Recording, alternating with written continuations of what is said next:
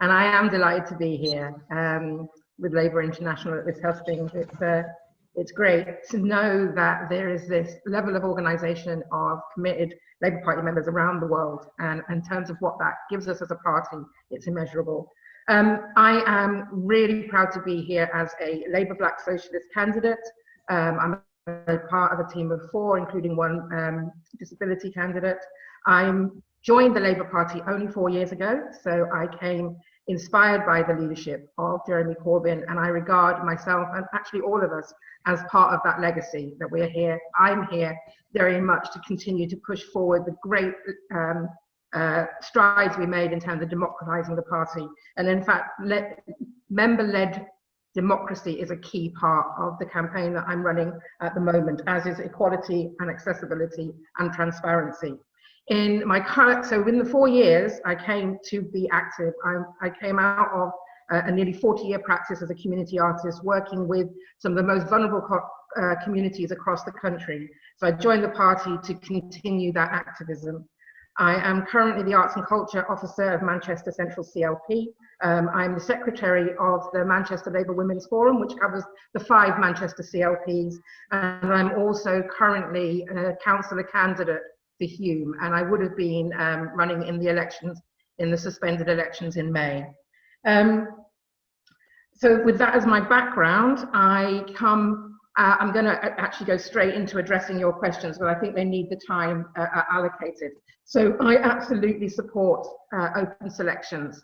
I think that we have the skill and experience to be able to address that in a clean and clear way, to give opportunities for all members to be able to participate without there having to be any level of hostility or antagonism in that process. As I said, I'm a councillor candidate.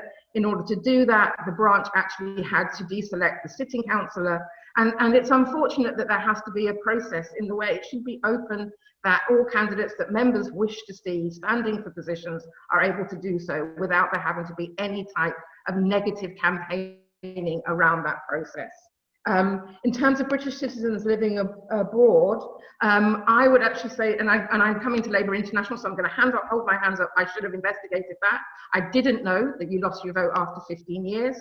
What I would do with any position where I'm coming new to, I would start with some level of consultation to understand the pros and cons. So if the demand and the wish of international members is to be able to continue to vote after 15 years, that feels paramount. However, from a democracy and a personal point of view, I wonder about the investment in the country that you're resident in after 15 years. I am 100% supportive of the Labour's Green New Deal, including the substantially reducing carbon emissions. Of course, we have to get empowered to do it, but I think we should be campaigning on that continuously now.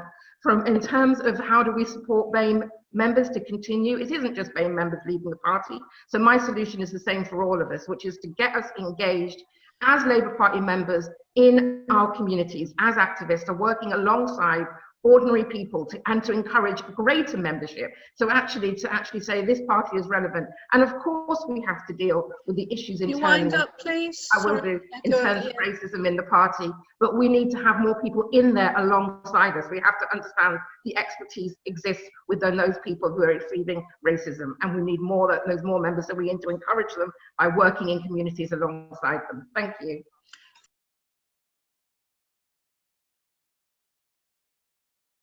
Thank you.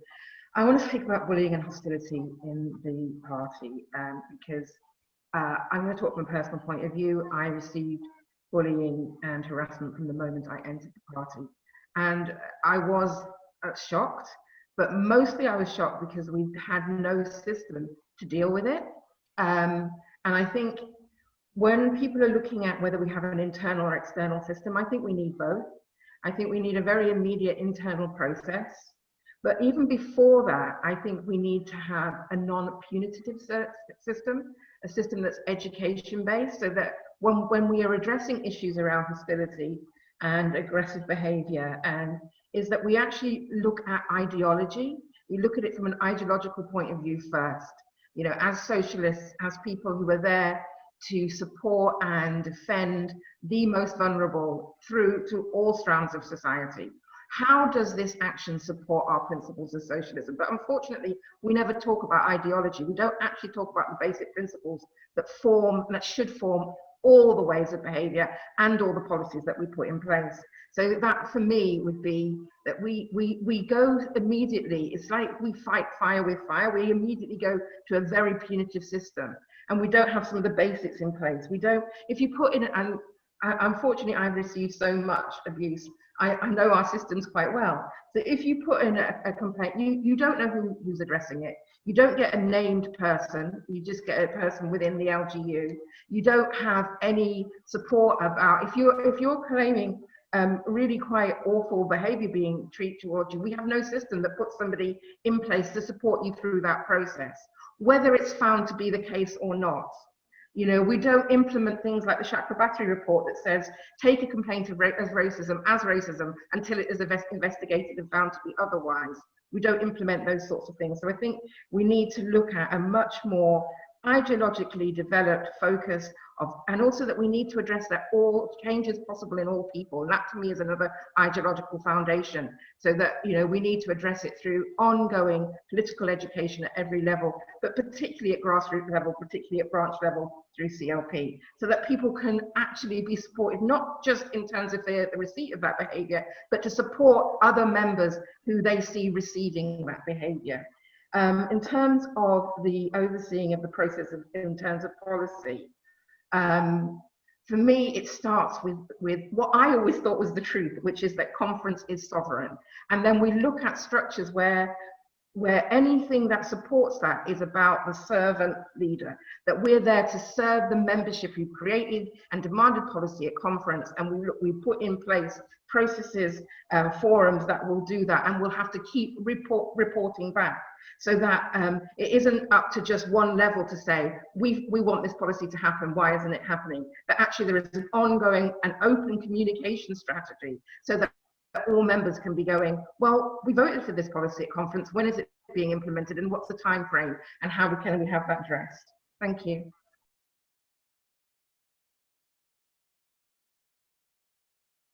Hi. I'm 2 minutes. to address a couple of questions, because I think they're actually key to my NEC candidacy. And the first one really is to address issues around discrimination, particularly because as I am a Black woman, and for me as a Black woman, that means I'm a member of a community that's impacted by white supremacy, and Black for me means any person from one of those communities. But it's because that when we look at inclusion and anti-discrimination, it's not because it's a wonderful, kind and loving gesture. It's because it's essential to the struggle. It's not an issue. It's an essential ideological point that I would like to repeat here, in that in engaging and allowing everybody to contribute their skills and experience to our struggle, we all gain. So for me, anti-racism, fighting anti-racism is core to bringing about a socialist Labour Party, and a Socialist Labour Party is core to winning election. And so that, for example, when we're talking about the issue around Palestine in particular, why aren't we able to draw out and talk to the expertise of Palestinian members? We need to be going out and ensuring the Labour Party is diverse, so that those voices are heard throughout our discussions and debates, and that we can grow. I feel that every member of the Labour Party is crying out for leadership around anti-racism, and I feel it's members like me from Black communities that can do that, and it's for the benefit of all members and all members of society. Thank you.